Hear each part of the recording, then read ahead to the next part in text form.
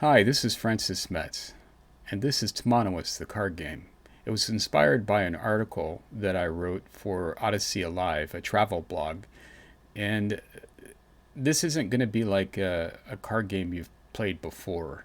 So I'm hopefully going to demystify some of the instructions as stated in the manual to help you get a better grasp for how to play the game. The mechanics are really based off of some of the concepts that I was understanding during my research writing that article. So I hope that through your process of the game that you can discover some of the reasons for these mechanics yourself and be just as inspired as I was in making the game. Uh, the deck is made up of 52 cards. The 52 cards are broken into four colors. We have the red card, which is the people card or Tilikum. In Tilikum in Chinook Wawa, it's a jargon language spoken in the Pacific Northwest by Native Americans. Tilikum means people. Then we have Tamanawas, and that's blue. And if you look at the card too, don't get um,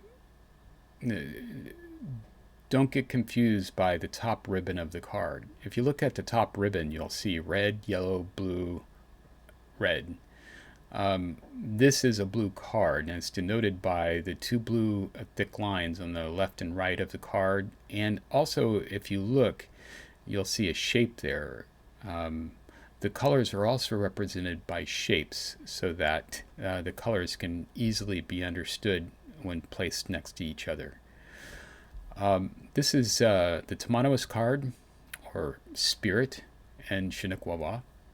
And then we have the Artifact card, which is yellow, or denoted by this square.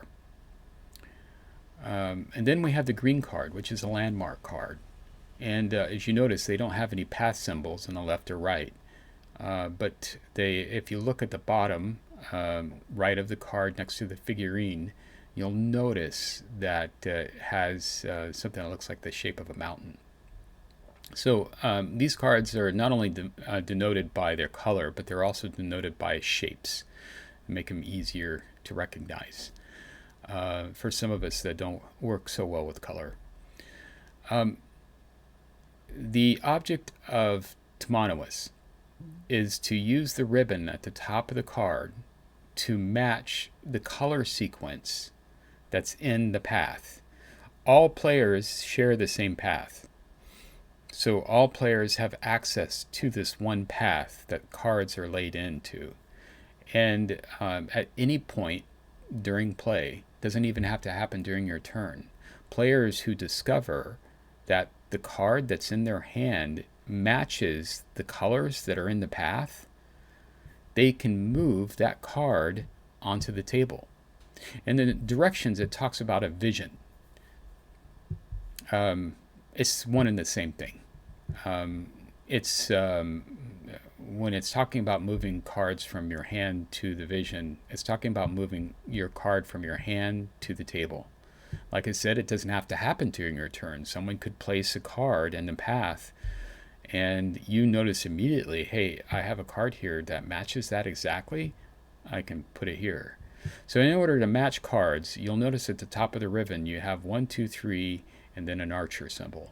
The game is meant to be played at the archer level, but these are actually difficulty levels.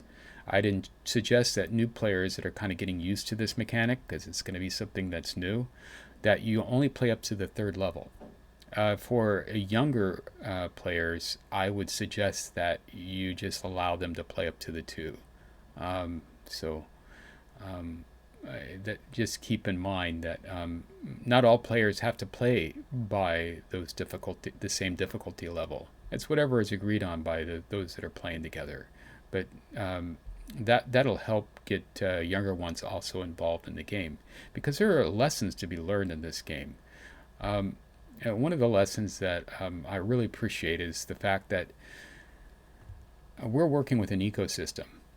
All these cards have to continually be in play, And if any person hogs a lot of cards, or these cards get trapped, as we'll talk about a little bit, under landmarks, they're not in play. And if cards aren't in play, they can't be used, and the game can't be won.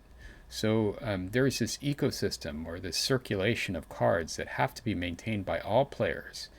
And the beauty of that is that this game also has competitive rules, as long with cooperative. So that's an important concept from the standpoint that even if we're playing competitively, all players understand that they have to keep the resources flowing in order to reach the high score that they need to win the game. So the object of the game really is to move cards from your hand onto the table, because once they're moved onto the table, they get to be used in various ways to help you win the game.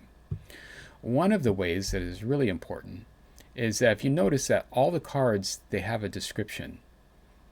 All the cards have a piece of lore, or a cultural fact from the Pacific Northwest.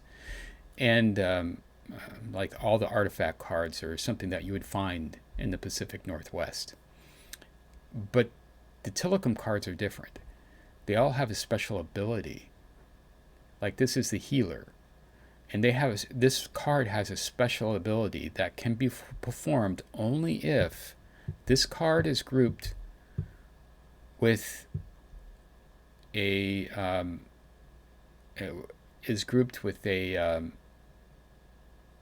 Tamanawas card. If a Telecom card has Tamanawas, you can perform that special action. And special actions don't have to just happen during your turn. That's another thing. There are a lot of portions of your play that happen outside of your turn at random moments, even while someone else is doing another action or performing their turn. We'll go into turns and rounds here in a minute, but just keep in mind that to place cards from your hand to the table, or to group cards, or to perform special actions, it doesn't have to happen at your turn. You can do it during someone else's turn. So you're constantly moving, matching, and working while someone else's turn is going. So it keeps the flow of the game running, especially when you have that kind of almost you're having to learn how to match patterns and to create patterns. You're creating a different thought process. It's going to take a little while to develop, and that for new players, that's not going to just because a new player is on board, it's not going to cause the game to start turning into analysis paralysis, where everybody can't do their turn because they're waiting on someone to think about what to do next. That's kind of alleviated by the fact that this matching happens at any time during the game. Also, again, you can perform that special action anytime during the game.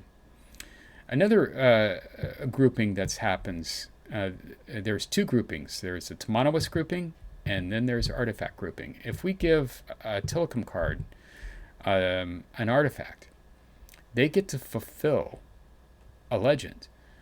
Legends can only be fulfilled if they have a landmark underneath them. And what we do is we add the two numbers together, and if those two numbers are more than these two numbers, if these two numbers are equal to or more than the two numbers here, they can fulfill it.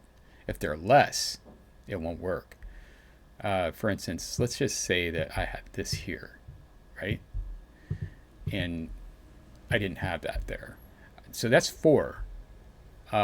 This one's 6. I wouldn't be able to fulfill this legend, but it's a 4. I could fulfill this one or this one. I can't fulfill this one because it doesn't have yet a landmark there.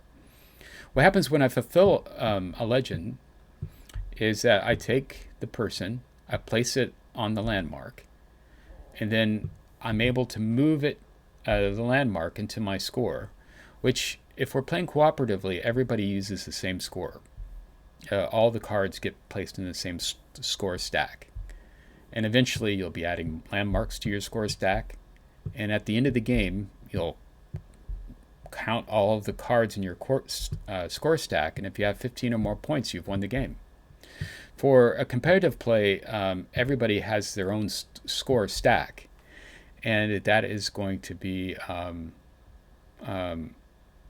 that is 8 points or more. In order to even win the game, you have to have 8 points or more in your score stack to win. So, in any case, once that is done, everything that is in this stack, in the landmark stack, gets moved to the discard pile.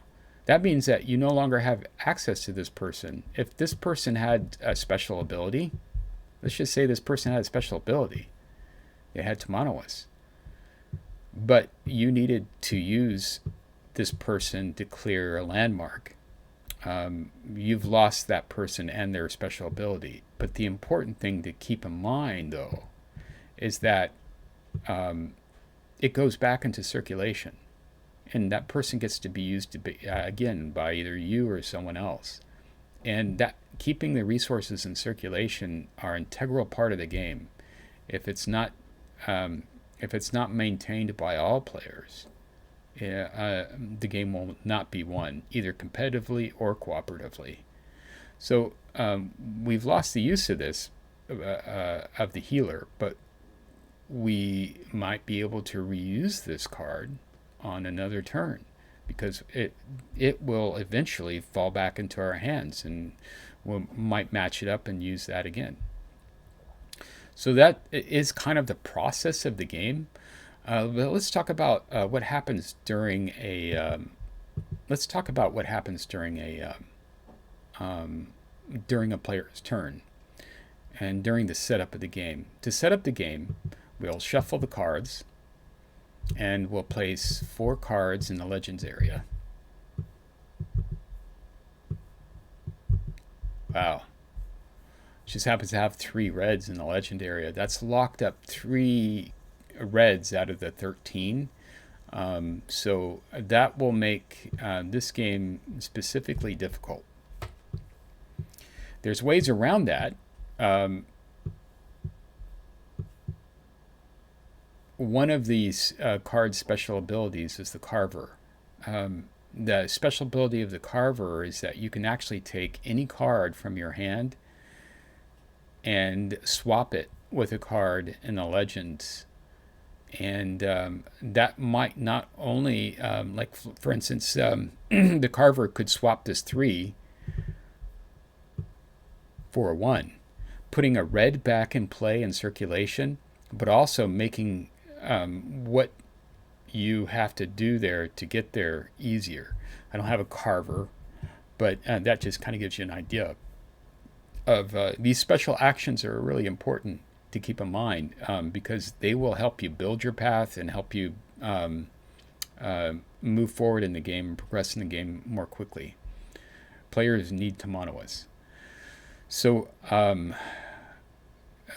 during a turn, a player can do one of they can do all 3 of these actions during their turn. They can put 1 or more cards into the path. They can put 1 or more cards in discard, and then they can pass to the next player. So that's all a player's turn consists of, because like we talked about, matching can happen outside your turn. A grouping can happen outside your turn. Doing a player special action can happen outside your turn. All of those happen outside your turn. You can do it at any time. So really, the only thing that is part of a player's turn that gets passed from one player to the next is placing cards into the path, or placing cards into discard. Here we may want to just, for right now, put all 3 of these cards into discard, and then place a couple cards into the path. When you're first placing cards into the path at the beginning of the game, you really don't have any object. One suggestion I can give you is to alternate the colors. If you alternate the colors, you have the as much as possible in placing cards in the path, you have more possibility of doing matches from your hand. So now I don't have any more cards. I don't have anything more to do. Everybody else has went. The next round starts when everybody passes with nothing to do. Otherwise, the turn just keeps going around in a loop until no one makes any actions at all. So at the end of the round, the very first thing that happens is we take one card from the top of the deck and place it onto the path. That happens at the end of every round. And that's the very first action that's done. We flip it over, and in this case, it's a landmark card. When a landmark card enters a path, either by a player placing it there or by it coming out in this fashion, we take all of the cards in the path and place it in the very left landmark position.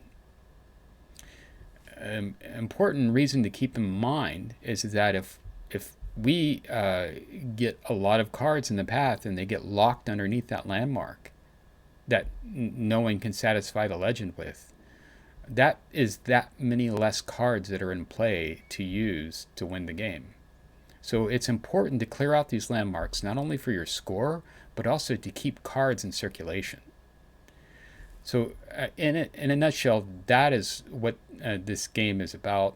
The two game-ending factors are if all four landmarks are full and a fifth landmark comes out and has no place to go, that ends the game. Also, what ends the game is that if both the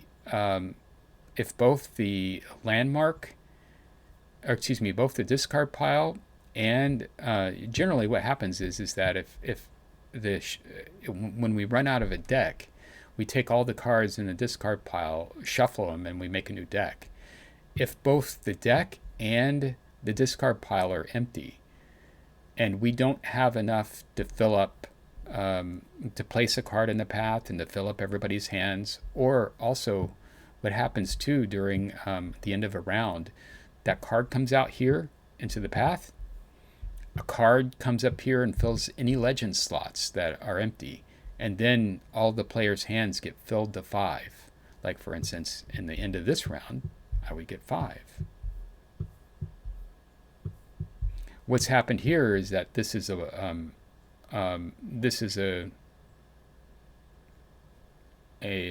we're not trapping any cards, but this still moves into that landmark position there. So that's the process, that's the flow of the game. And I think that this guide wasn't intended to be a playthrough of the game, just to give you a brief tutorial about the concept of the different instructions that were provided in the game, so that you can understand the concept and how the mechanics work together. Thank you very much, and I hope that your process of discovery of how the game works will be interesting and that you'll have a lot of fun.